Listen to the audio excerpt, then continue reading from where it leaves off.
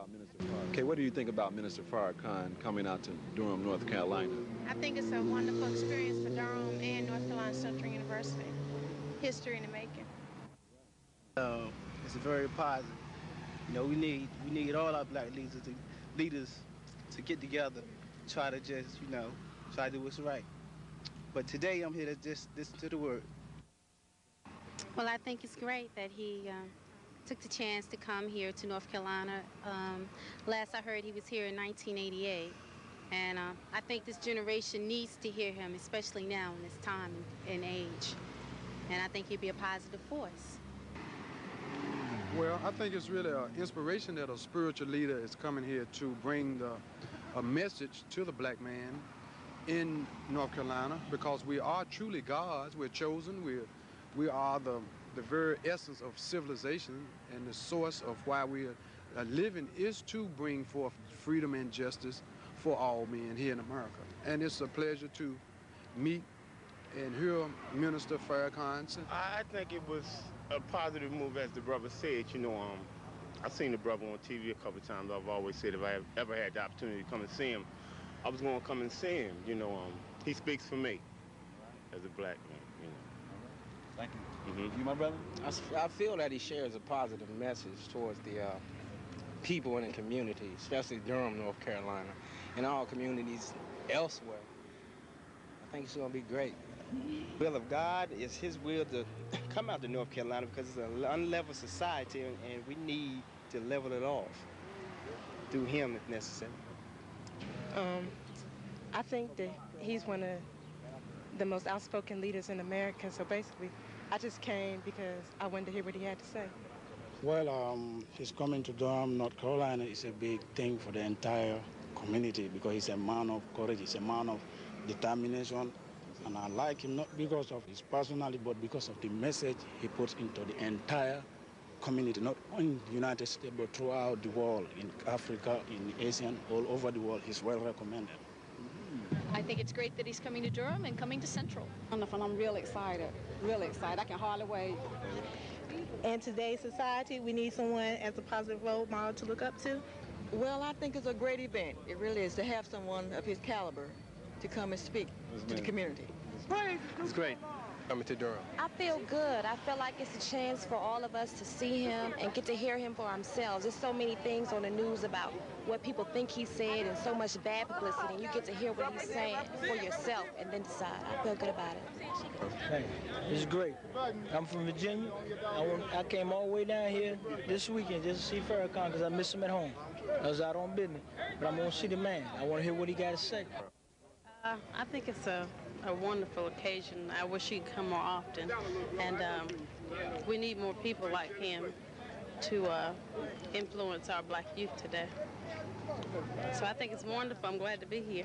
I agree with much of what he says, and I'd like to meet him in person sometime. I think it's going to be an experience. I've never heard him in person before, but I'm looking forward to it. And I'm excited about it, and I hope this will be the first of many visits for him. Thank you, sir. Let's put our hands together, Durham, and let's receive none other than the Honorable Minister Farrakhan.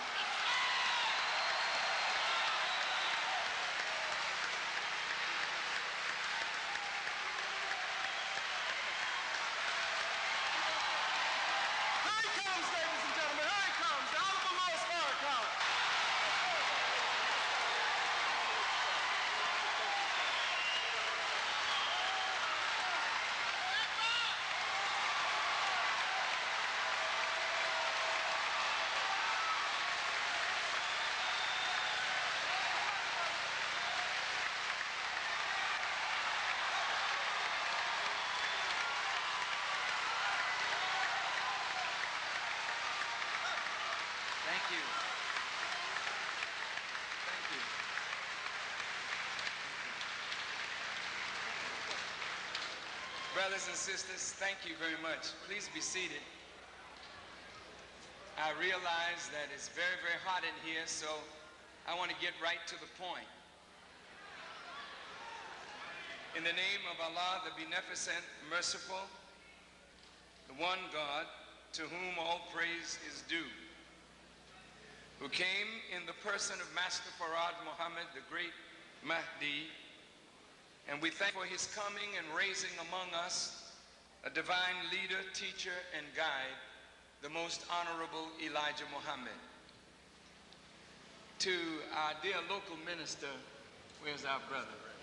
Minister Ray, I want to thank you and all of the brothers and sisters here in Durham and Raleigh and surrounding areas for making this night possible. If he didn't invite me, I don't think I would have been here. So thank you, Governor. Thank you. Thank you, sir. God, welcome. Thank you.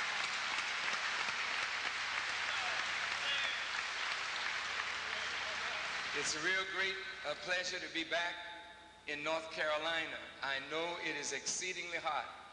If you could see yourself from here, just... And so I wanted to have just a nice, unemotional chat with you. To the college, North Carolina College. It's North Carolina Central, thank you. And to all of the students, professors, it's a great honor and privilege to be here with you in this steamy and hot but wonderful gymnasium. Tonight, I would like to raise a question with you. Are black organizations really our own? Are black organizations really our own? America is not apparently ready for a free thinking, free acting black man or woman. America and those in positions of power seem to like us most when we are more responsive and responsible to them than we are to the needs, hopes, and aspirations of our own people. You, as college students and as intelligent black men and women, must understand that those in power are very afraid to see us move in a free direction. And so those in power and those behind the scenes will do everything they can to thwart the direction of those who want to chart a truly independent course that will lead to the ultimate total liberation of all of our people, not only here in America, but in the Caribbean and throughout the world.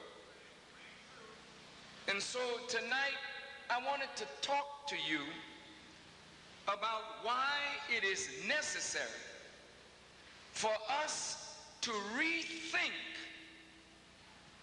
our direction and rethink how we can truly make black organizations our own. Yes, sir. Yeah. Just this past week, we learned that the most respected and revered civil rights organization, the NAACP, saw fit to oust the Reverend Ben Chavis. Some agreed with that decision, others did not. The question is whether the Reverend Ben Chavis charted a proper direction for the organization. I will leave the right or wrong of the arrangement that was made with Mary Stansel to the internal mechanisms of the NAACP. But the direction of the Reverend Ben Chavis, we must assess it. And is the fact that the $64,000 and the $333,000 arrangement that the Reverend made through the lawyers of this woman, was that really why he was ousted? Or was there a deeper hidden agenda involved?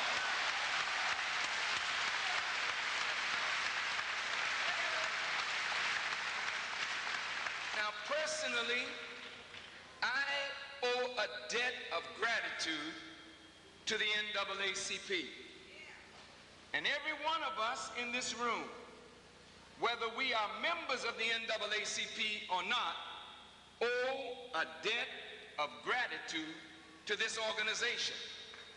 Because without this organization, and what this organization with other civil rights organizations did, we would not have the measure of freedom, and I put that in quotes, that we have today.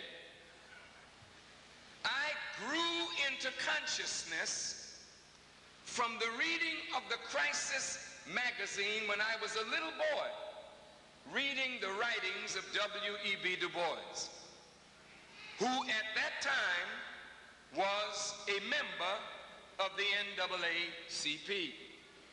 W.E.B. Du Bois will go down in history as one of the greatest thinkers that has come from among us. But he too was ousted from the NAACP, even though he was a founding member. Now, why? Are black organizations really ours? And if they're not, what must we do to make black organizations truly ours and black leaders free enough to lead us? Because if the leaders are not free, they certainly cannot lead you to liberation. And I respectfully suggest that no black leader today that has national prominence, with the exception of myself, is really free to talk to you like real men and to lead you in a proper direction. None of them are free.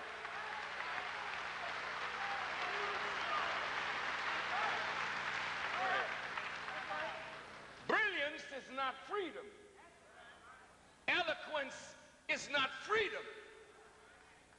The ability to speak to the hurt of your people without looking over your shoulder, wondering whether the former slave master is approving what you say. That is to be free. And I stand before you tonight a free black man who has not to worry about what anybody thinks about what I say.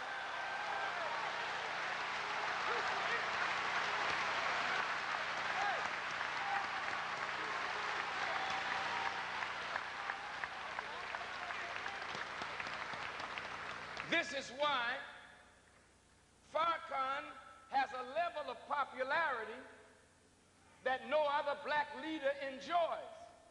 It's not because I'm better, it's because I'm freer to speak the truth.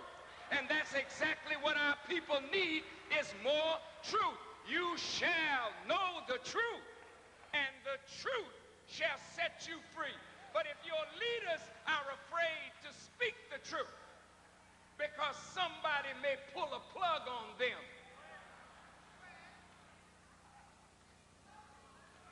if our preachers are afraid to preach the truth for fear of downtown putting pressure on them, then these are unfit leaders that must be exposed pushed aside.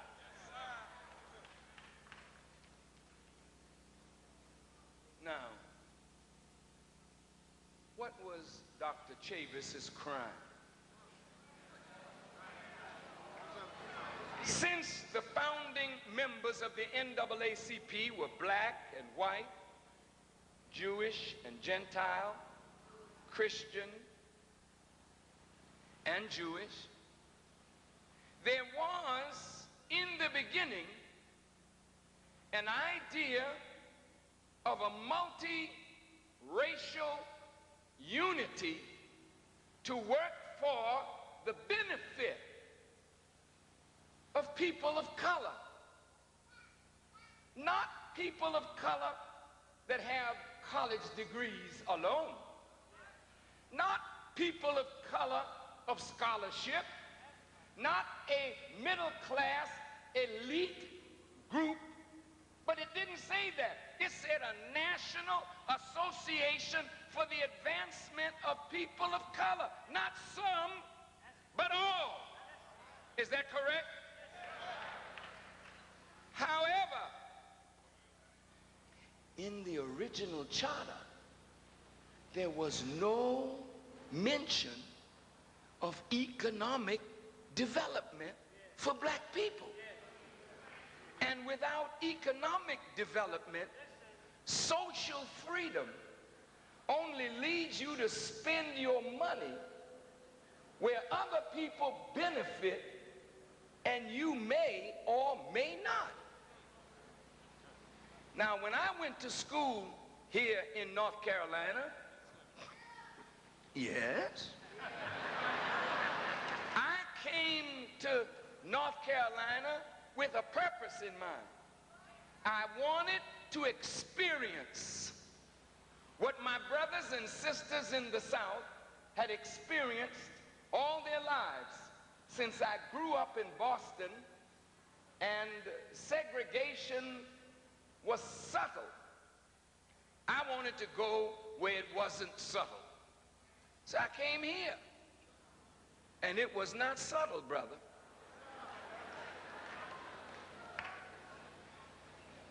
And in North Carolina is where I decided that I was going to be a Muslim.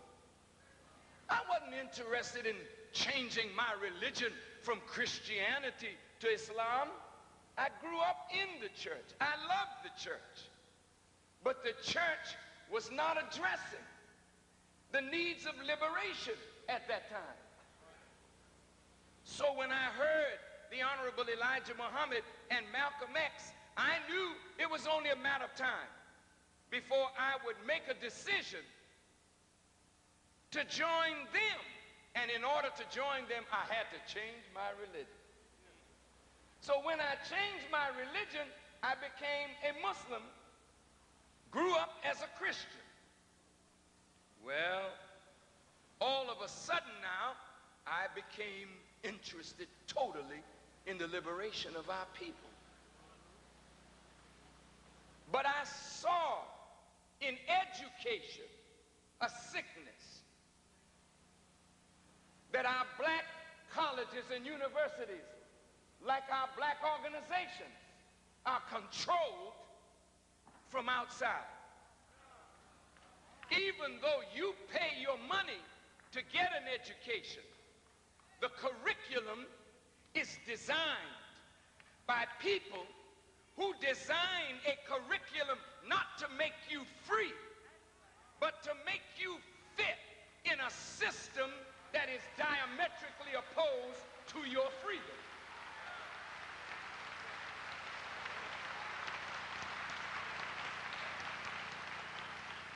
From the teachings of the Honorable Elijah Muhammad, I looked at black colleges because I was a member of one. And I saw the sickness in the colleges, the moral lapse in the professors that would have sex with the young girls to give them passing grades that they may go out and teach our children what they were not truly qualified to teach.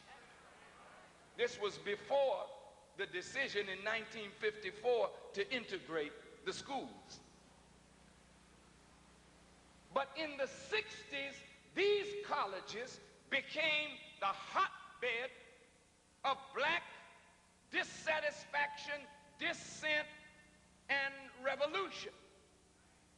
So now, white folk who wanted us not in their schools, so that's why these schools were set up.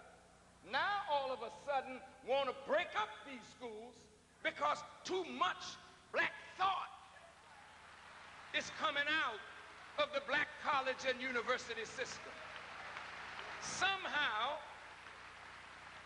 a disease has gotten into the college system. A virus has gotten into the computer that makes them not able to compute what you're going to be like after 4 years here. Because there's new thinking now generating on the college campuses. And that new thinking is to break free and to do constructive things for the advancement of our people. Black organizations were set up to advance us socially, to break down social barriers, not political barriers, not economic barriers, but social barriers. However, black folk got interested in politics. Then we started seeing black mayors, black state senators, blacks on city councils throughout America, black sheriffs, but we still weren't free. Now, we always have been in the church ever since white folks said it was not incompatible for us to be slaves and Christians. That's not what Jesus said. That's what white folks said.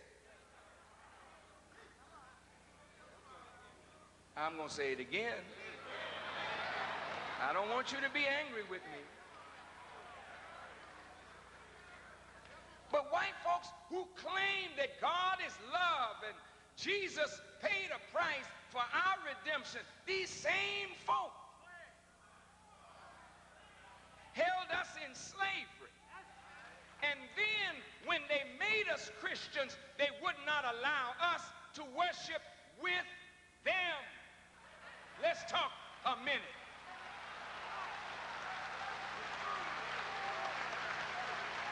We worship in the field.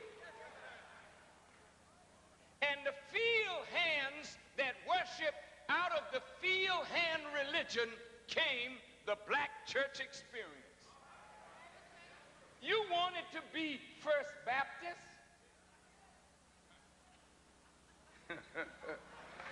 But they didn't want you as a First Baptist, so you became Second Baptist, Third Baptist, Shiloh Baptist, Mount Calvary Baptist, because you knew you were being crucified all along the road. You wanted to be a Methodist with the white Methodists, but they didn't want you. They were Christians. They said God is love, but that love never extended to black folk, Native Americans, Hispanics. So you had to leave the Methodist Church and form the African Methodist Episcopal Church.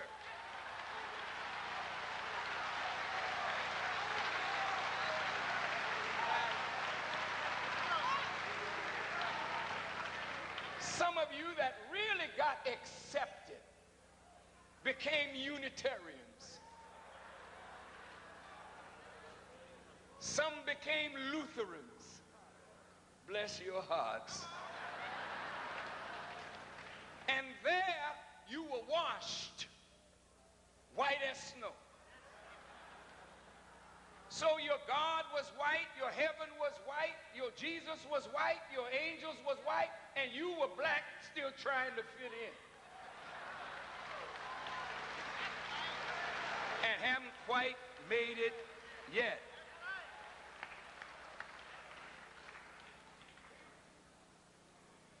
Now I notice, I could be wrong, but I notice that even though we tried to integrate the schools, which are more segregated today than they were when Dr. King was here, but Reverend, you have never tried to integrate the church. You still the pastor of a black church. Talk to me. You may have one or two whites in there singing in the choir, hitting the tambourine off beat.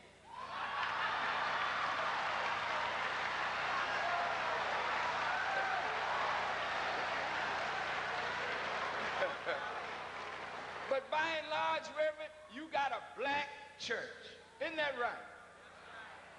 And you're happy with your black church. Because white folk don't want to hear you preaching to them. I mean, they're trying to hoop a little themselves today. I listen to them on television, trying to get a tune in their voice. They haven't quite made it yet. They got to the crying stage. And so,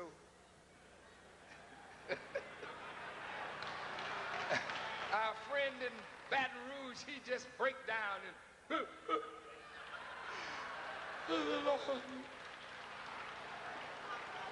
he'll hoop in a little while.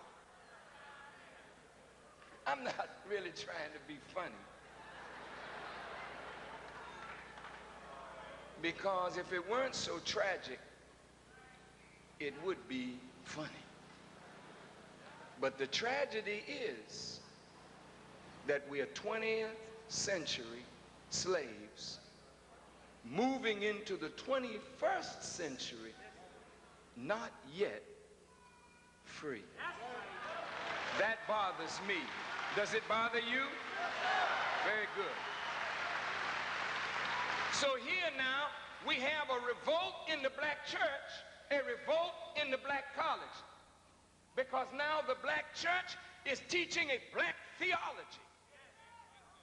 Bishop Stallings has broken from the Catholic Church and now has set up Imani temples. I went to a Catholic church recently, a white pastor, who's one of the best white pastors that I know. He has turned the Catholic Church and the Catholic service into a ritual of black culture. Instead of coming in to the organ with a, dirge-like thing, he got African drums, and they come down the aisle, burning the incense. I said, whoa, man, this is a change. I looked up, and there was a huge picture of a black Jesus. I said, whoa, somebody's getting the message. There's a revolt now in the church, in the school. The idea of Caucasians is, how can we keep control of it, keep a lid on it? Don't let it go too far. Don't let it go too fast. Because if they get free, they might change America completely and go on to change the world.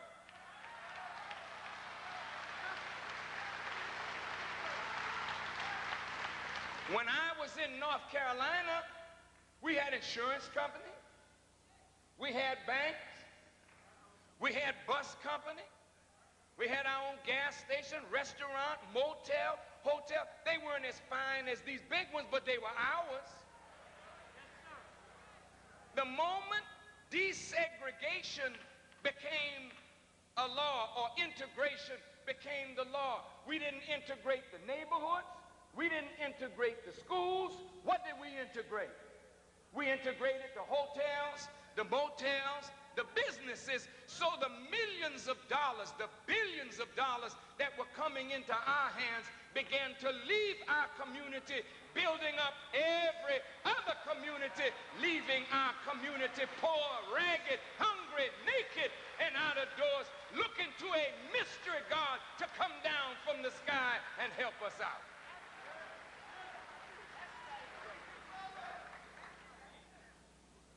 The white Masons stayed in their Masonic temples.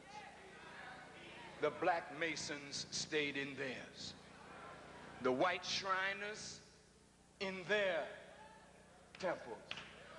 The black Shriners in theirs. The white church is pretty much still the white church. The black church is pretty much the black church.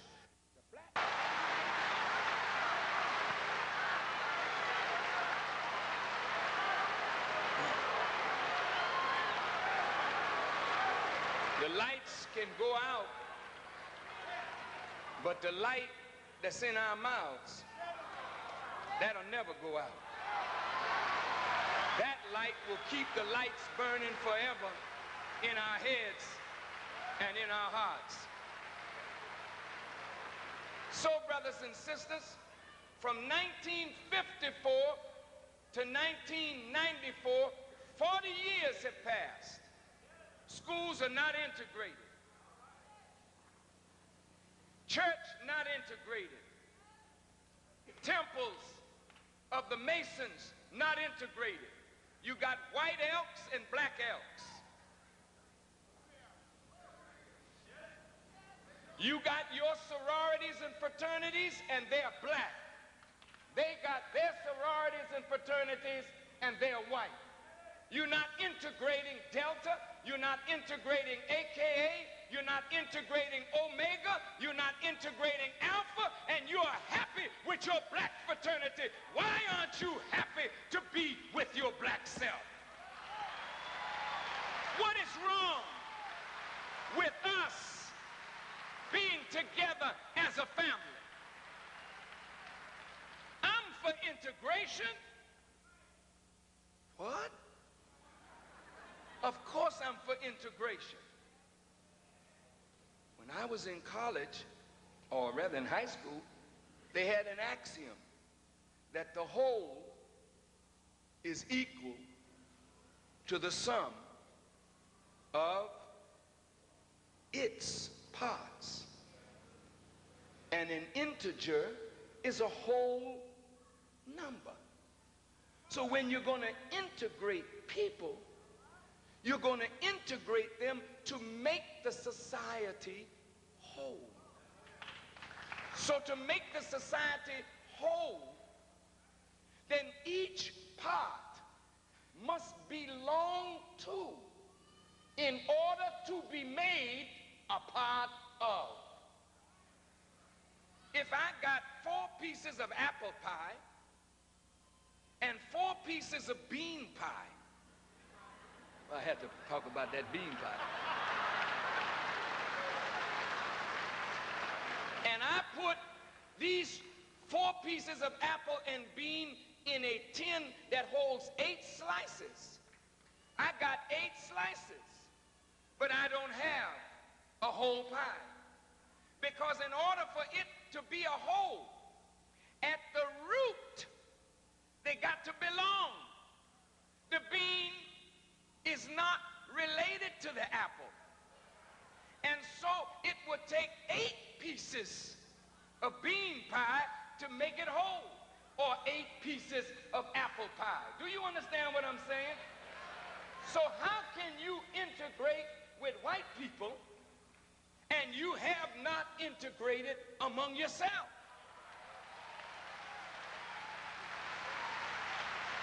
And if to integrate with your own people is illogical, then integrating with those who are the children of those who put you in this condition, how logical is that? And what has been the benefit to you? Since integration, you lost your businesses. And right now, you are a dependent group. You say, I don't believe in welfare. The NAACP, the Urban League, are welfare organizations. I know you don't like that. You don't even have to applaud. But I'm going to prove exactly what I'm saying. You got black people who have been on welfare for 3 and 4 generations, and they have what you call a welfare mentality. What about the NAACP? What about the Urban League? What about your black organizations? They are nothing more than welfare recipients, and if white folk cut them off, they don't know how to survive on their own. That's not freedom.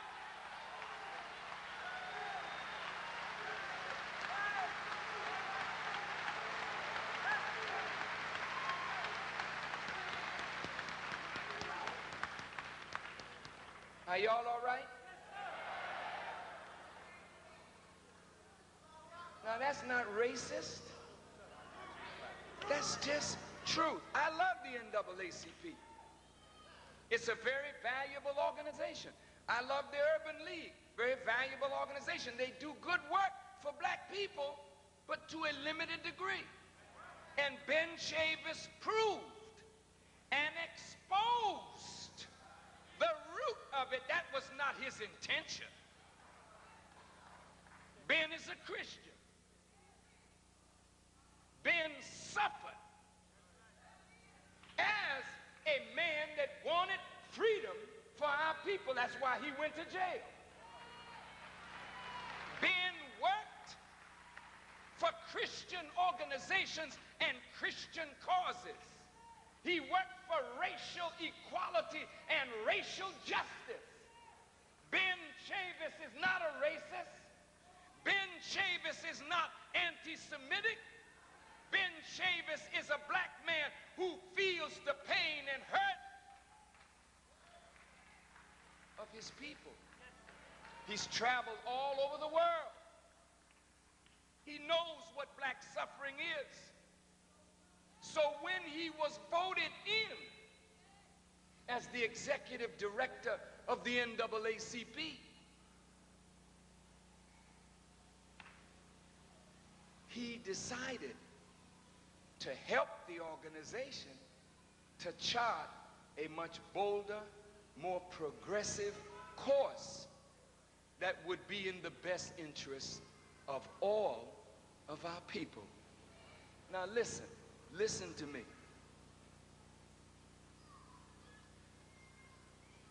The black community has deteriorated so much that we are the chief destroyers of ourselves.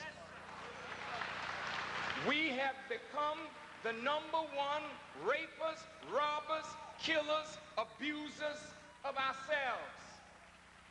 How can the NAACP, the Urban League, or any black organization be relevant and not deal with the pain that's in the black community and the suffering of black youth that make black young people feel alienated from their parents, alienated from the church, alienated from the school, so they find comfort with one another in gangs. Now the gangs have been fed guns and drugs. If the NAACP is for the advancement of people of color, how can we advance unless we solve the critical problem of gang violence, abuse, joblessness, and political weakness within our own community? How can we advance unless we truly examine the educational system and try to make it relevant to our needs? So Ben Chavis saw a lot, and he tried to make the organization reach out to members of our own community. You say, well, that's not within the purview or the tradition of the NAACP. I disagree. It's proper for Ben to reach out to me. I'm a member of the black community. I'm a person of color. I'm concerned about the suffering of black people.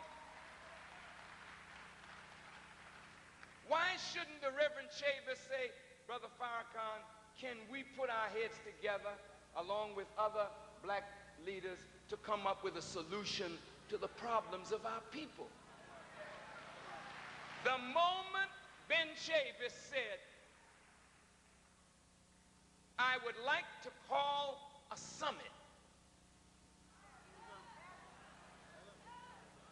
that day was the beginning of the end for the Reverend Chavis.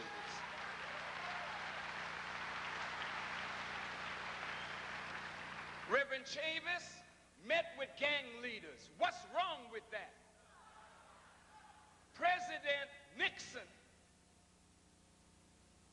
met with communist leaders. He went to China. They were avowed enemies of America. He sat with them. You couldn't open your mouth even if you disagreed. President Reagan sat down with Gorbachev before the fall of the Soviet Union. Who opened their mouth saying he shouldn't do that? Because their philosophies were different. But the moment the Reverend Chavis wanted to sit down with Louis Farrakhan, whose philosophy is different, but we are not enemies. We are brothers, members of the same family, sufferers of the same condition. We couldn't meet.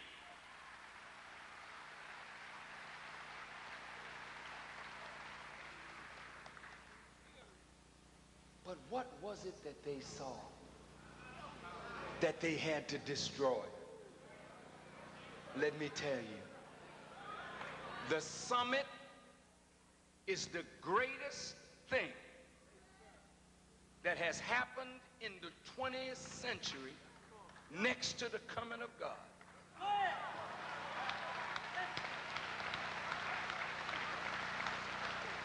Because you tried everything else. You sat in, you kneeled in, you waded in, you rode in, you crawled in, you prayed in, you slept in, and you're still out. You tried burning the cities down. You tried shooting your way in. You've tried black mayors, black Congress. You tried everything except unity of all of us together, charting a new course. You didn't try that. Our unity is more effective than an atomic bomb. Our unity is more powerful than any weapon that the enemy could master or muster. And when Ben Chavis said, we want to call a summit of all black leaders and black organizations to discuss the life-threatening issues that face our community, what well-meaning white person should say that shouldn't happen? I mean, if you got any kind of heart for us, if you got any good in you at all as a white person, why should you oppose members of a family coming together in spite of their differences to try to heal the condition of our own community?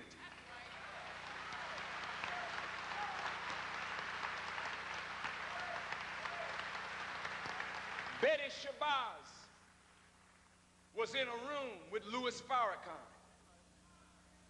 That's not a joke. That's serious. Because Betty Shabazz feels the pain today of the loss of her husband, supposedly at the hands of black Muslims.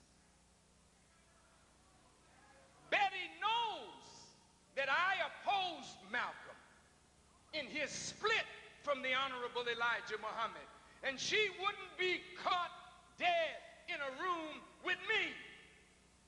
But the hurt of black people was more important than her personal pain, so she came in that room.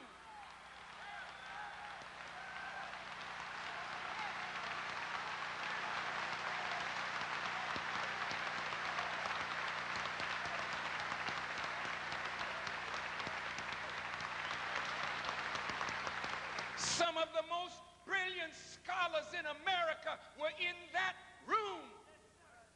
Nationalists, Pan-Africanists, integrationists, some of the most brilliant scholars of ours, right and left and center, were there. The Baptists were there. The Methodists were there. The Church of God in Christ was there. The Masons were there. The Elks were there. The dentists, the doctors were there. The lawyers were there.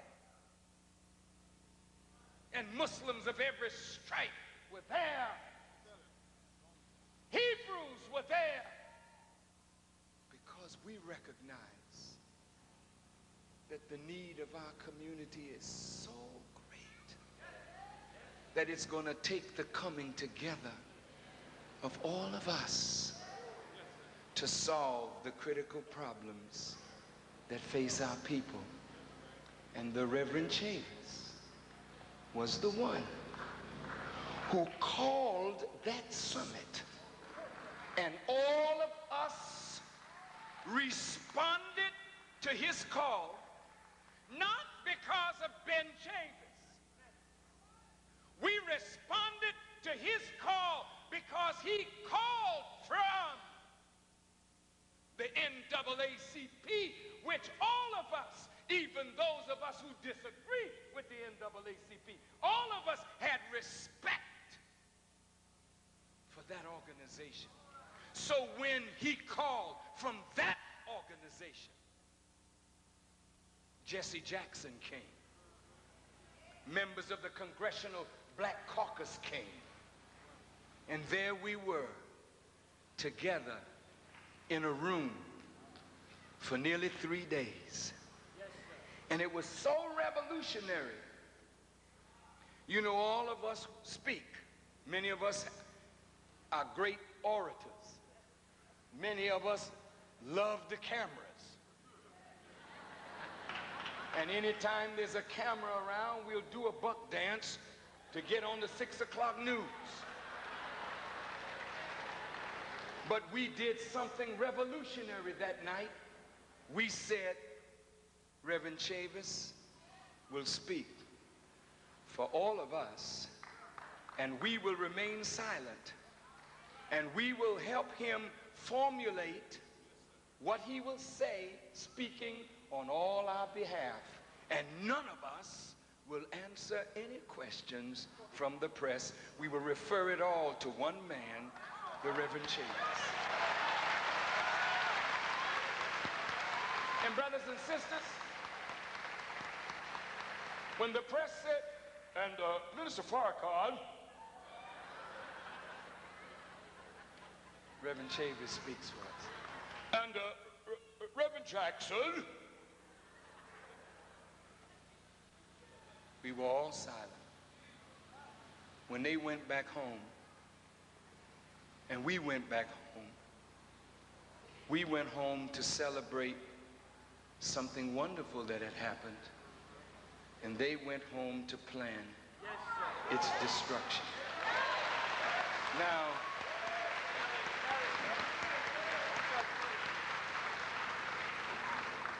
what did they see? Do you know a presidential election is coming up in 1996? And no president has ever come before you and addressed a black agenda. You see, all the presidents put on a yarmulke and go to a Jewish synagogue. Talk to me. None of them have put on a dashiki and even faked some dreadlocks to come and talk to us.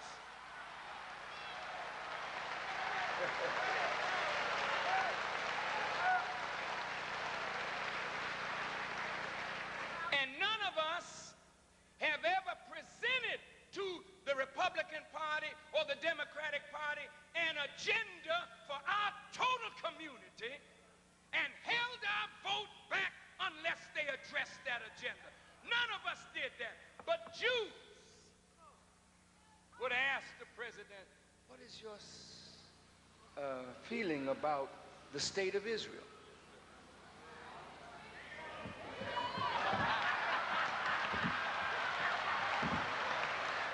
The dance would begin. And when they went out of there, you see them standing with members of the Jewish community. They had given the members of the Jewish community what they wanted. There's nothing wrong with that. That's what democracy is all about. But you and I and we have not had the unity to put those kind of questions to the Democrats or the Republicans. Now let's see what happened. The minute we left, we learned the NAACP had $3 million deficit.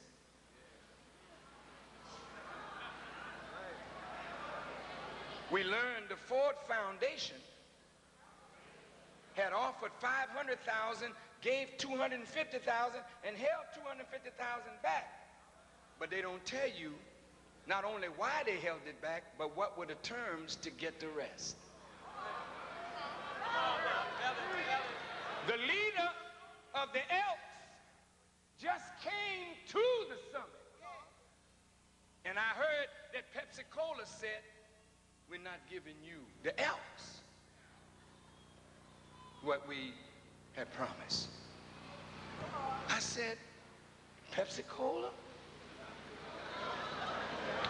That's the right thing, baby. It may be the wrong thing, baby.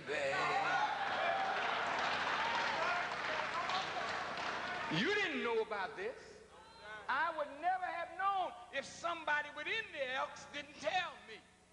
And if I'm lying, then they lied to me.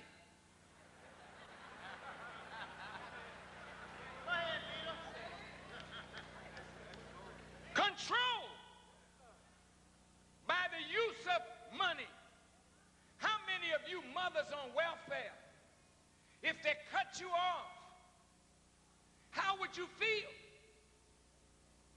They got welfare reform. If they reform it to the point where you don't get your check, maybe you'll think twice about whatever they want. Our people are not free. They're bought and paid for. All these rich brothers and sisters in sports and in entertainment, you all want to be like Mike. Because Mike got money and Mike has endorsements. But at what price? Can Mike come and stand up for the cause of the hurt of his own people? Can Mike speak out? What will Nike say if Mike speaks out? What will Wheaties say? O.J. Simpson didn't ask to be no hero. O.J. O.J. Simpson is just another black man who ran balls well. So what the hell is that to make somebody a hero? I know some dogs out there that can put balls in a hoop and don't miss one time. They ain't no hero. They're not on no Wheaties box.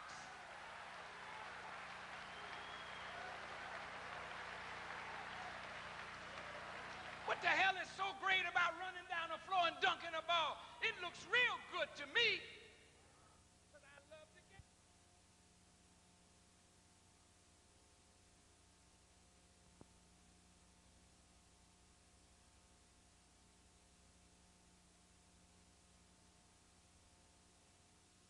Great about running down the floor and dunking a ball. It looks real good to me because I love the game. But I can't make that man no hero. Heroes are those who plot the course of nations, who change reality into something good for our people. The history book will never write about Joe Louis or Sugar Ray Robinson or Jesse Owens. They will be relegated to sports history, but never to the real history of a nation.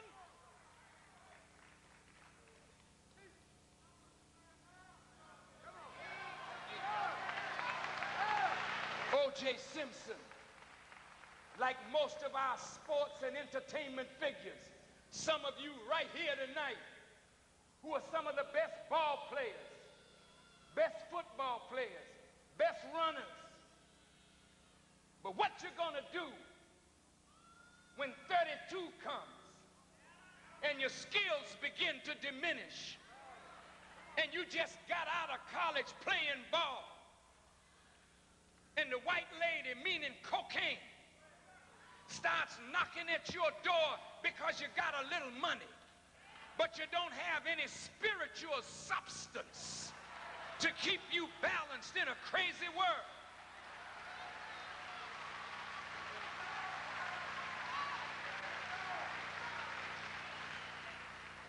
And I don't ever see any of you with a black agent, very few of you. You always come up with a white agent. A white man managing your books. Or a black one too that's crooked.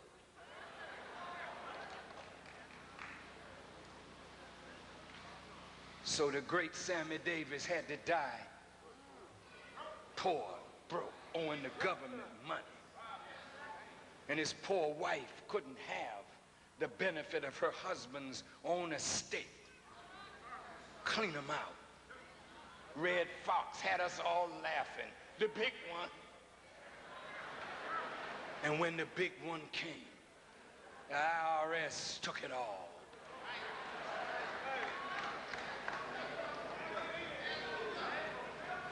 All our leaders in sports and entertainment locked down by a wicked cabal of bloodsuckers of the talent and vitality and strength of those who could make a difference.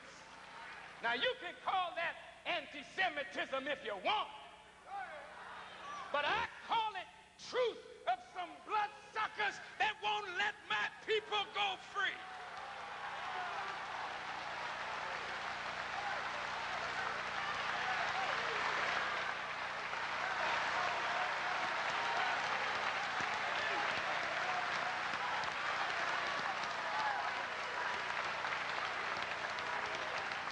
You think these artists that make all this money are free men and women? They're minstrels from a plantation. All your black sports figures are pieces of meat bought and sold but not free. Black newspapers enslaved. Black magazines enslaved. Black radio stations enslaved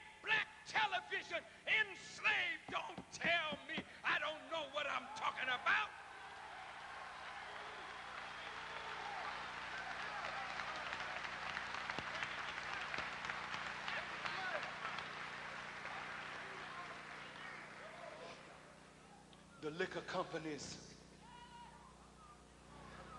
the tobacco companies that are feeding death into our communities control all black publications. I opened the black weekly newspaper here. It's our voice. It's all we got. But the centerfold is white food merchants. If they threaten to pull that ad out, you can't even print next week on your doggone circulation. You're not free.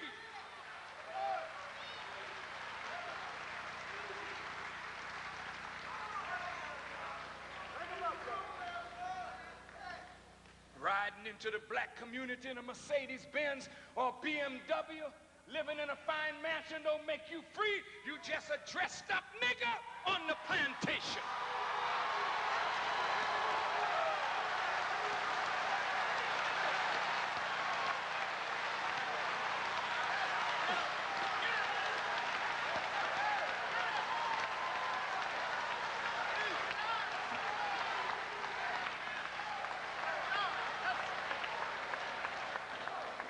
College presidents aren't free.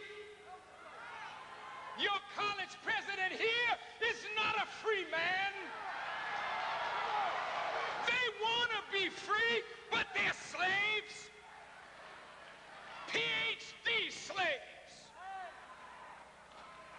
Going to Raleigh, begging for crumbs from the master's table so they can get a new building here and a new building there. Why the hell are we in this sweat box?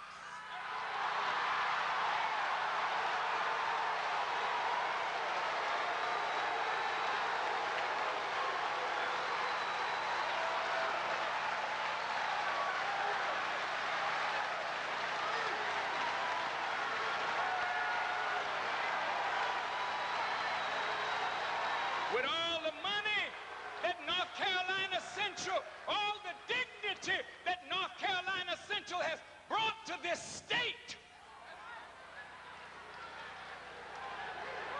you should be able to have an air-conditioned gymnasium.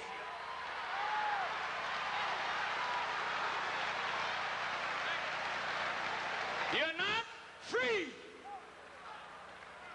And the worst part about it is you love being the slave that you are. You don't want to be free. Because in order to be free, you're going to have to take a bold step and your enemy may come out against you.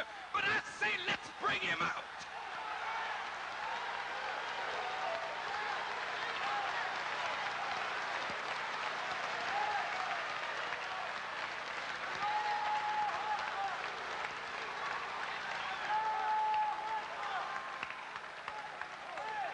He can't win if we're together.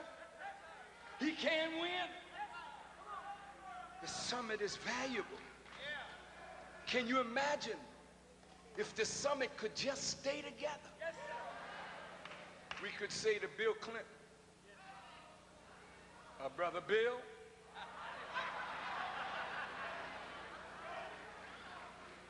we know you love black people.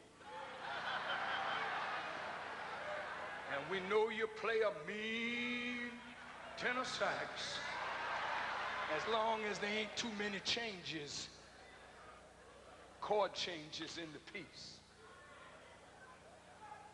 We want you to come and stand before the summit that represents millions of black people, and we have an agenda that we want you to address before we say we're going to give you our vote.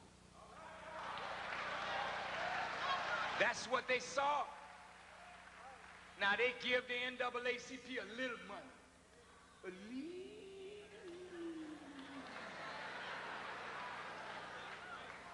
They give the Urban League a little bit of money. They give the Elks or the Masons or the Rainbow Coalition or SNCC or CORE a little bit of money. And they get away taken from us our purchasing power this year alone, according to what they say, will be $400 billion. And the NAACP has a $3 million deficit. What the hell are you sweating over? What's $3 million if you got 600,000 members? 50 cents from each member would solve the problem. Who's lying about the membership?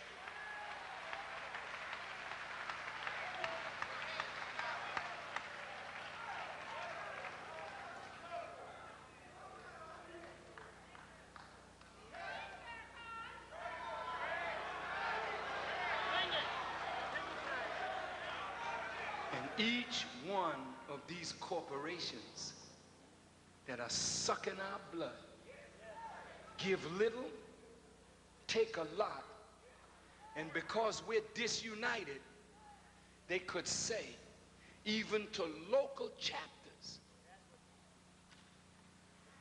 that Ben Chavis is hurting.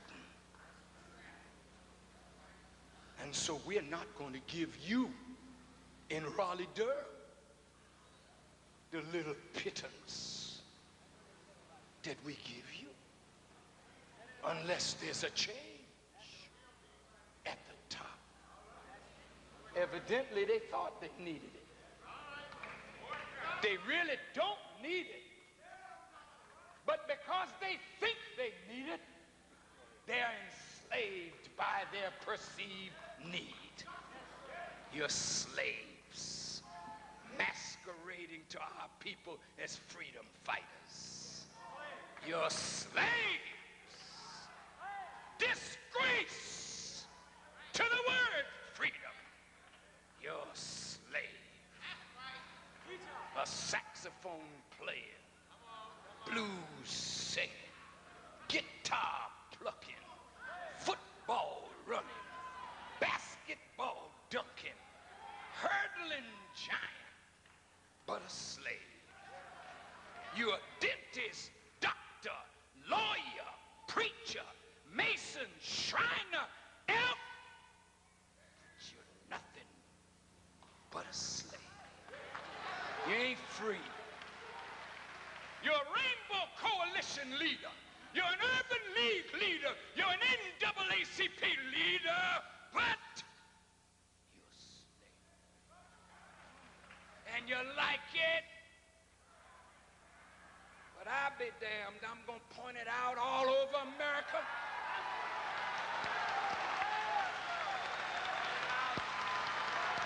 I'm going to lift my voice like a trumpet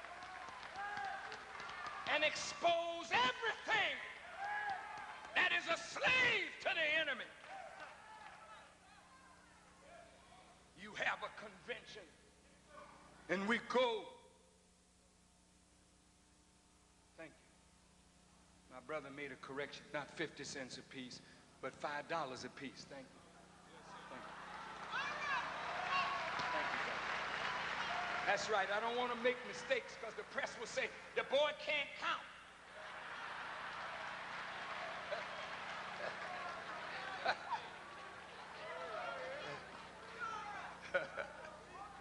Thank you, brother. Thank you.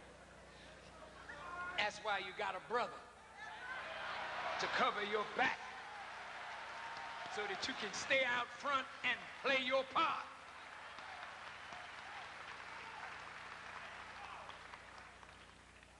That's what Ben Chavis needed. Was some brothers and sisters to cover his back. But when you fear that your little job and your yearly salary might be cut off from corporate America, and this is exactly what went down. The unseen hand was at work. So when the board met, some of them consciously wanted Ben out because they didn't like his direction, but others were forced for expedience to vote him out. And they locked him out. When they voted at 6 that he was out, He had to get all his things out of his office by midnight.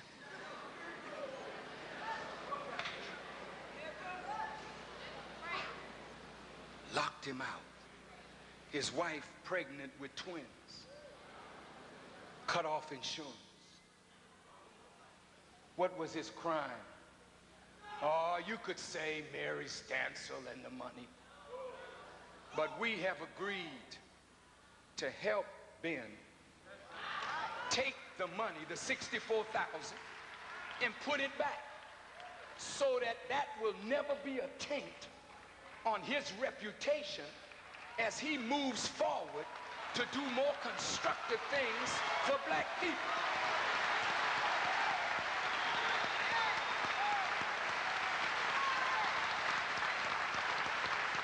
So if it's $64,000, don't worry about it. It'll be back in your treasury in a few days. But never again will any black man be in your hip pocket without being exposed. The Rainbow Coalition, I'm sorry, Push had a convention in Atlanta. Push is a noble organization with noble objectives. But when you go in, you see signs, Coors Beer. Well, if you pushing to serve or to save, then somebody that you pushing for should be able to back you in a convention. So Coors Beer and Reynolds Tobacco don't have to underwrite a black convention with cigarettes and beer that's killing our people. You're not free. You're slaves. I came here tonight. I got on a plane. I didn't ask nobody for a ticket. I came. I fly where I want, when I want, as I want. I've never asked a white man for a penny, but he will be giving it up soon.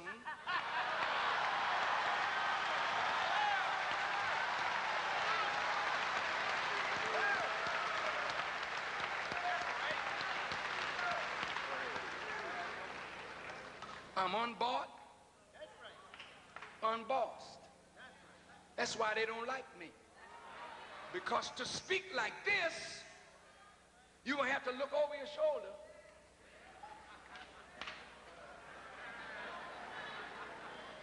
I ain't got no board behind me that I got to answer to. That's right. I'm a free man. And I like being free. You sing that old song. Before I be a slave, I'll be dead in my grave. You just a liar. You don't want to be free. You're already dead. Mentally and spiritually and morally. Laying down in the grave of ignorance. The scriptures say, my people are destroyed for the lack of knowledge. How can they know except they have a preacher? And how can they have a preacher except he be sent? Pharaoh not going to send you a preacher to deliver you from him. God has to send that man.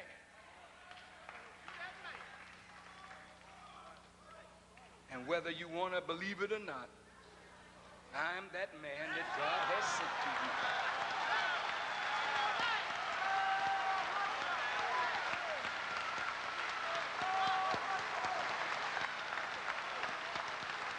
you. You look at me and you listen to me. All you got to do is open your Bible Bible and look at your Bible and listen to your brother. Watch the enemies that come out against me. Read your Bible, read your Quran, look at your brother.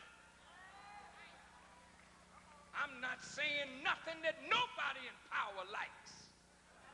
And many of my own people don't like it. But you can't stop me. Then who's backing me? If you backed by white people, backed by the government, backed by those in power, who's backing Farrakhan that he can buck them and keep on moving? Yea, though I walk in the valley of the shadow of death, I fear no evil because God is with me.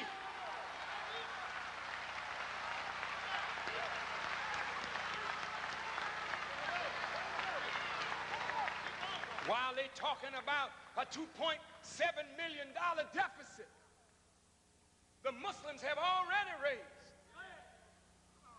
between 2 and 3 million, building a project in Chicago that will impact on you in Durham. We're not asking nobody. We go to work with what God has given us, and we talk to you.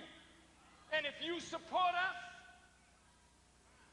then we're your servants, and we're free.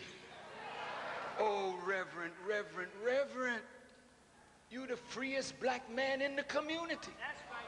You should be the boldest spokesperson for the hurt of your people because you get yours from your congregation.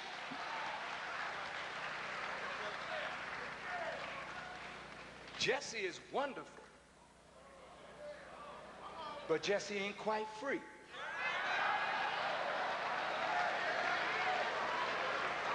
If Jesse got totally free, you'd see a monster like you've never seen before in terms of that man's ability. He's a giant. He got to get free. Ben is a giant who just got free.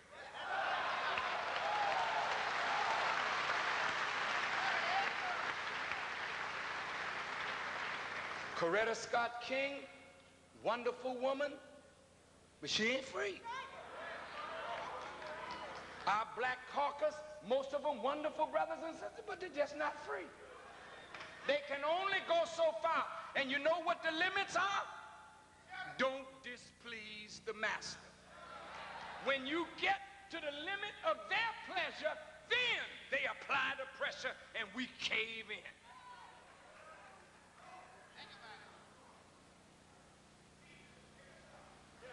And so, beloved family, I want you all to encourage all the leaders to stay in the summit. Because if we stay together, I guarantee you, before the end of the century, you'll have a measure of freedom that you never had before. I'm going to show you how it can happen. This is in my conclusion. I don't want nobody to move. Yes. All of us together represented nearly 20 million or 25 million of our people. All of us that were in that room. We proposed an African American Development Fund. It was adopted. Suppose you trusted us enough, 30 million people, to sacrifice $10 a month into a national treasure. Just think about it.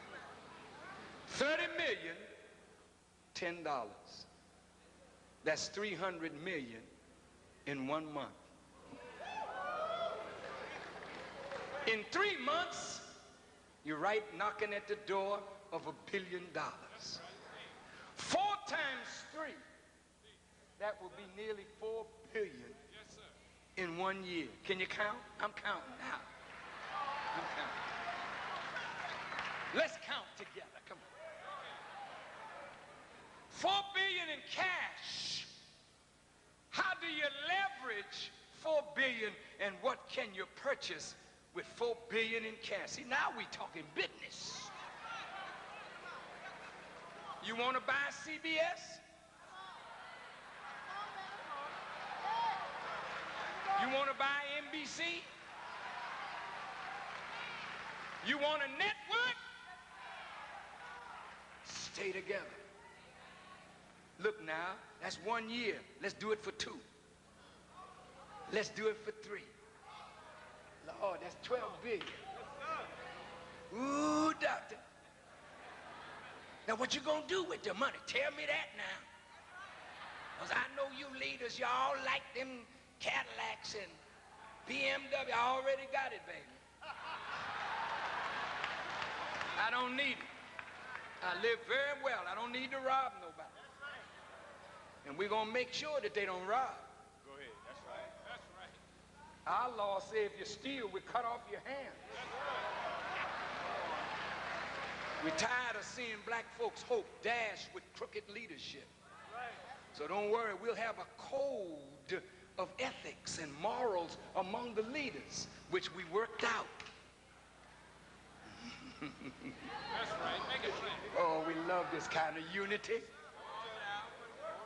Now look, one of the first things you got to do to free yourself is to take your mouth out of the kitchen of your enemy. Yes, sir. Who's raising your food for you? How they raising it?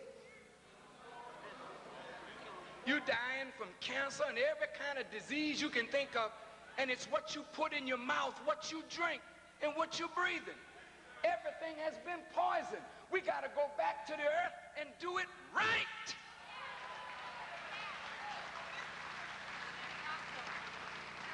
Land is the basis of all economic independence. You ready? Suppose now there's 30 million blacks. Each of them eat 1 slice of bread per meal. That's 90 million slices of bread per day, 630 million slices of bread per week, 32,760,000,000 slices of bread per year. How much land must we have under wheat cultivation to give all our people their daily bread? That's the way we start thinking. And we get enough land to grow the wheat that we can grind it into flour and then start making our daily bread. And then we ship that daily bread across the country to our people through supermarkets that we set up. We go on to the farm and you put up your canning factory. Yes, sir. Make it plain. In the spring, you have your trucks bringing your produce to the major centers. Just look at yourself, man. You can do it, but you just ain't got vision. And where there is no vision, the people perish. Now you take that food for the winter, you learn how to can it. Call it your peas, your carrots, First Baptist corn, AME peas. I don't care what you call it. You can it, put it in your supermarket. Then from black radio and television, we tell our people to buy your own. So the billions of dollars that we spend on food that goes to the merchants of death comes right back to ourselves in our national treasure. Look at it. Did you used to pick cotton for white folk? What's that you got on? Oh, I got on some cotton. It's better with cotton. Cotton is nice. You got on cotton underwear, cotton shirt, cotton slip. You picked cotton and ain't making nothing from what you picked. Now you buying somebody else's style. A freak designer got you with nothing on, paying all this money for half a skirt. If you sneeze, your backside is totally exposed.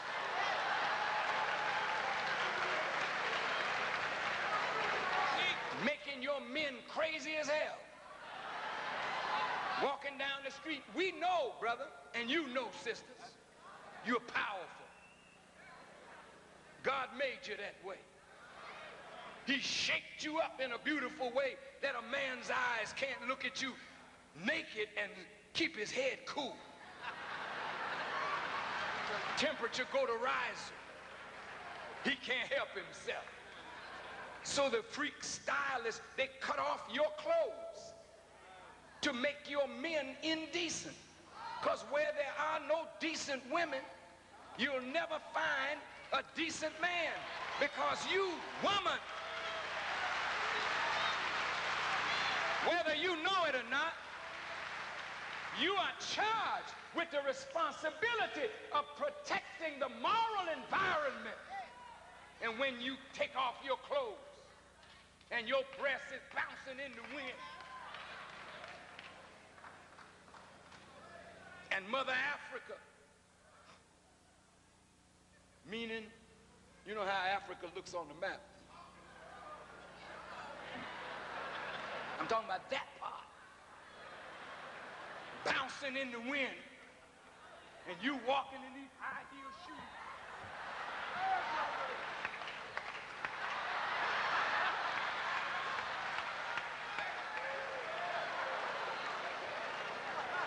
Or you got these pants on that are so tight up in the crotch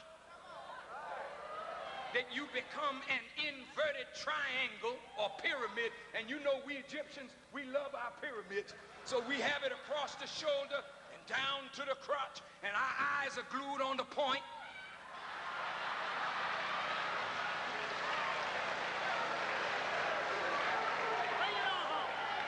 That's why men act like dogs.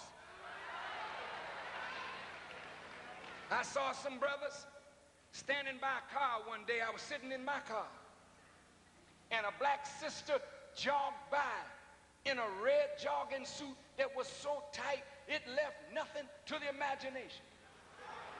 And that sister was so fine, looked like the concrete rolled up, and said, "Whoa, baby."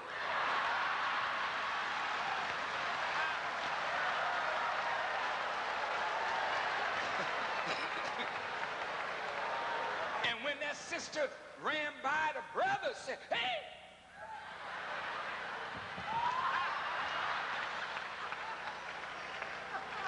She was that fine.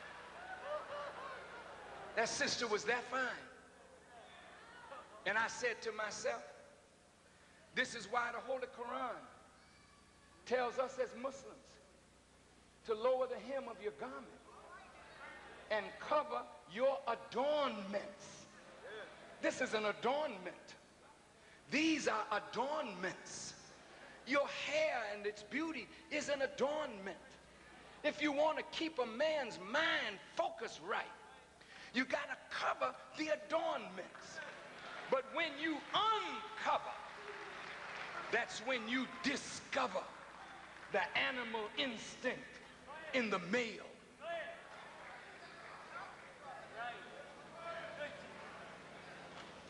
Well, you say he's a chauvinist. That's what he is. Oh, no. I'm not a chauvinist. I just know the nature of things as I have been taught by the Honorable Elijah Muhammad, and it's written in the Holy Quran as well as in the Bible. But who of us reads the divine books to be guided by the laws and principles that God laid down by his prophets? And so, brothers and sisters, these cotton dresses that you have, let's grow some cotton. You ain't got to pick it anymore. We got ways to do that today. White folk have developed a machine. With that money, we buy the machines. Pick the cotton, turn the cotton into lint, turn the lint into cloth. Then set up factories in the major centers across the country. And we start making underwear for black folk. White folk can wear them too, because we're going to make them right.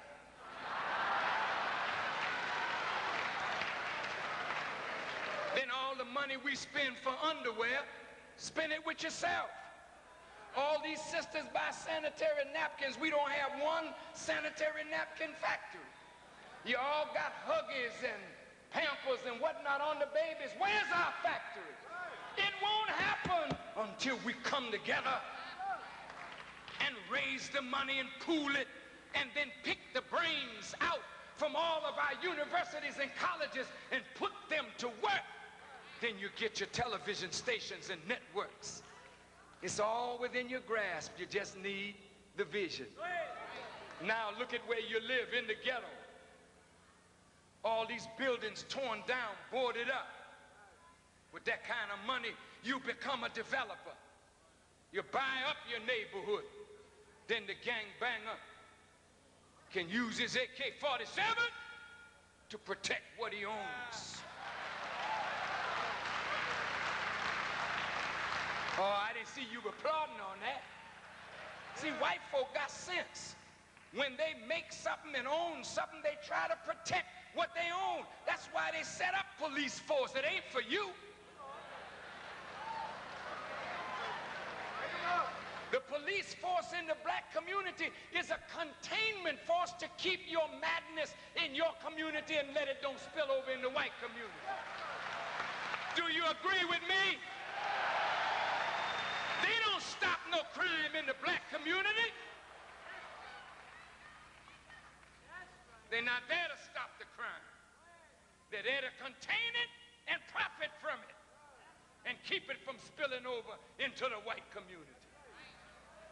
But in that day, you'll police your own.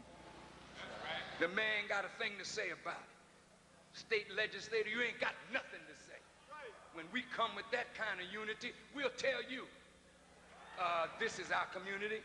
We'll police it from now on. Thank you. And some of the tax dollars that we give for policing, you put it here. You doubt it? Come together in unity, and I'll show you how to do it. You see Pepsi? We go to Pepsi one day, just from the summit. Pepsi, we noticed you pulled back your donation from the Elks.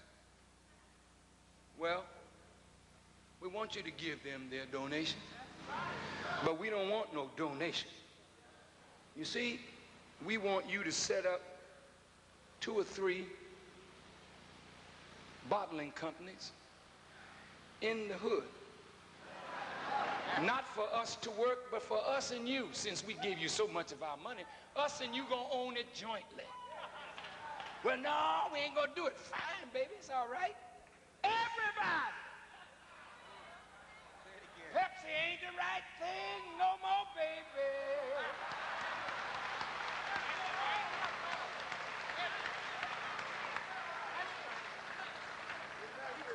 And my wonderful blind brother better not sing that commercial one more time. After a little while, when you start using your money effectively, Pepsi call up. Summit? Yes. We're ready to talk. He thought so. And we carve out a few cities, set up the bottling factory. We can calm down crime. That's good for business. Then after we leave Pepsi, we go to Coke. That's right. Then after we leave Coke, we go to General Motors. Say, look at all the cars. See all the money you put in General Motors? What the hell has General Motors done for you? Nothing. But as a summit, if we declare we ain't gonna buy no more General Motors gonna do something. Chrysler gonna do something. Ford is gonna do something. Toyota gonna do something. Is it Mitsubishi? Yeah. One of them BC's gonna do something. They gonna do something.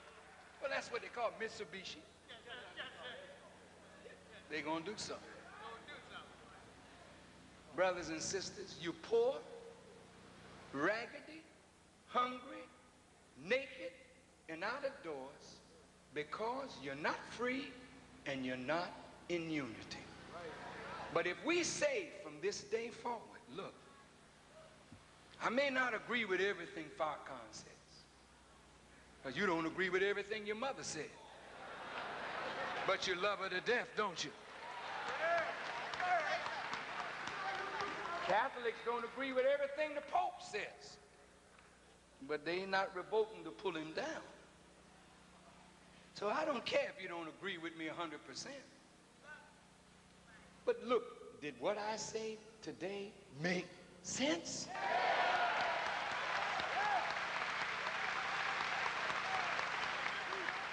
Then shouldn't we urge our leaders to stay together? That's what you can do. The NAACP, as I told the Reverend Chavis, I called him the night that he was about to be ousted. No, I think he was already ousted. And we talked on the telephone. And I said, Reverend Chavis, no one man is bigger than an organization. And even if we disagree with what an organization does, we must determine, does the organization have value? And so we should never do anything to destroy organization just because we're in disagreement with something that it has done. We want to keep the NAACP, and we want to make it stronger and stronger, more efficient and effective, and a voice for our people. But in order to do that, you got to take it over. And the only way you can take it over is if our money supports NAACP. Yes, sir. If our money supports it, then we can say who sits on the board, and we can tell the board what our feelings are, and the board will become our servants and not the servants of corporate America. It's the same way with the black press. These are wonderful brothers and sisters. If we didn't have the black press, we'd be out of here. But we can make it more free. Every time you got an advertising dollar to spend, spend it in your own newspaper so that the black editors and owners and publishers feel I'm supported by my own. Then no outside force can begin to dictate the editorial policy of your own newspapers. It's the same. It is the same with your black politicians.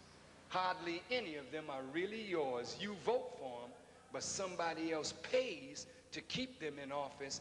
Therefore, they vote not always in our interest, but in the interest of those political action committees that fuel and fund their campaigns. It's on you. So, my dear brothers and sisters, I thank you so much for your kind attention. May God bless you and me to stay together, stay in unity, develop more love for one another, so that in the 21st century, we will be able to say, free at last, free at last. We made the right move in 1994 that ensured that we would be free at last. Thank you for listening, and may Allah bless you as I greet you in peace. Assalamu alaikum. Yes, sir. Brothers and sisters, before we leave, Minister Farrakhan would like to close the meeting in prayer. We ask that you hold your places, and then follow Minister Farrakhan's instruction, and we will close out. Brothers and sisters, please, can we pray together? You know, I want to congratulate you. When they showed you on the news, I think it was the 5:30 or 6 o'clock news, some of you were in here in the first seats, and you were doing this. And with nobody in here, but I noticed the more we talked, the less you did this. But it was hot, hot, hot. That's beautiful. You are to be congratulated for standing in long lines and then coming in really a terrible condition and braving it all so we could be together. Thank you so very, very, very much. Now, before we have prayer, brother, would you put that sign up over here? Bring it up here. Next year, we intend to have the largest march on Washington in the history of America, 1 million black men marching on Washington on behalf of our families and our ancestors. Wait a minute. You say, Farrakhan, Farrakhan, we sisters want to march too. What's the matter with you? I know that's right. But sisters, all our lives, you have been our leaders. All our lives, you have been the one to chart the course for us, and we follow. And all our lives, you have wanted us to one day be the men that you could admire and take the point. Well, now I'm asking all of our sisters on that day, we stay home. And the brothers, we're marching on behalf of our wives, our children, our mothers, our grandmothers, and the ancestors that died in the struggle. 1 million men strong in Washington to shut the city down. Shut it down. Without firing a shot, do you know what 1 million black men would look like? And on that same day, we want all our women to take the children. They don't go to school that day. They're in the house. We're teaching them the value of our being in unity. We don't go to the supermarket. We don't go to the bar room. We don't spend money with no merchant. If you want to get food, get it the day before or the day after. But that day we shut America down. Shut her down. Shut her down. Let her know what 1 million black men without a gun in our hand can do in unity. And let us present our case before the government for reparations. You gave the Japanese money, and all you did was put them in concentration camps and confiscate their goods for the duration of a war. But we've been here for 440 years next year and suffered every year, and we have never been compensated for what we did to make this country what it is. So why should black men who fought and died for America in all her wars be living under bridges in cardboard boxes, while the rich who never go to war and use the poor to die to keep them rich and free can live in fine mansions? That's over with. You march with me. We ain't going to have a picnic. We're not skinning and we're not grinning. We're serious black men. And I guarantee you, you'll start seeing changes in America because you've come of age and your unity demonstrates your and my and our maturity. And if we would do this, look at 1 million men. I'm going to ask all of them. They don't have to do it. I'm going to ask them. Get out of the Democratic Party. Get out of the Republican Party. Now, those of you who hold office, you can't do that because you on that ticket. You stay there. But we, the masses, are going to become independent. And then we're going to do like Ross Perot. We're going to make everybody come and kiss our ring if you want to be elected. Ross Perot had everybody dancing. And if you don't think that what we represent is the balance of power for all these white folks to get into office, just come on. That's right. And do it one time. I want the Native Americans to join with us. And I want the Hispanic brothers and sisters, brothers to join with us, because it's the Native American, the black, the brown, and the red that are catching hell along with poor whites. We ain't gonna tell the poor white that you shouldn't come out, but we'll just speak for you that day.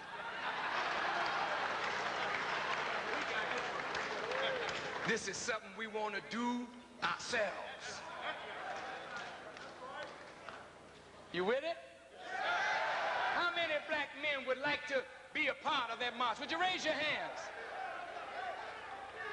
How many sisters would support us if we did that march? Would you raise your hands? We're on the way. Let's pray for Ben Chavis. And we're not going to let him suffer one day. Neither he nor his family, for trying to be inclusive of all of us in a struggle for unity. We praise him for that. We thank him for that. And we will stand with him through this ordeal. And he will never lose one step, because we believe that he's going to be elected as the convener of the summit. And we're going to continue to work to keep the summit alive, so that all these things that I talked to you about today, in theory, you'll see them in actuality if we just can stay together. Let us bow our heads in prayer. قل أعوذ بالله من الشيطان الرجيم بسم الله الرحمن الرحيم الحمد لله رب العالمين الرحمن الرحيم مالك يوم الدين إياك نعبد وإياك نستعين اهدنا الصراط المستقيم الصراط الذين أنعمت عليهم غير المغضوب عليهم ولا الضالين. In the name of Allah, the Beneficent, the Merciful. Praise be to Allah, the Lord of the worlds, the Beneficent, the Merciful, Master of the Day of Judgment. Thee alone do we worship, thine aid we seek.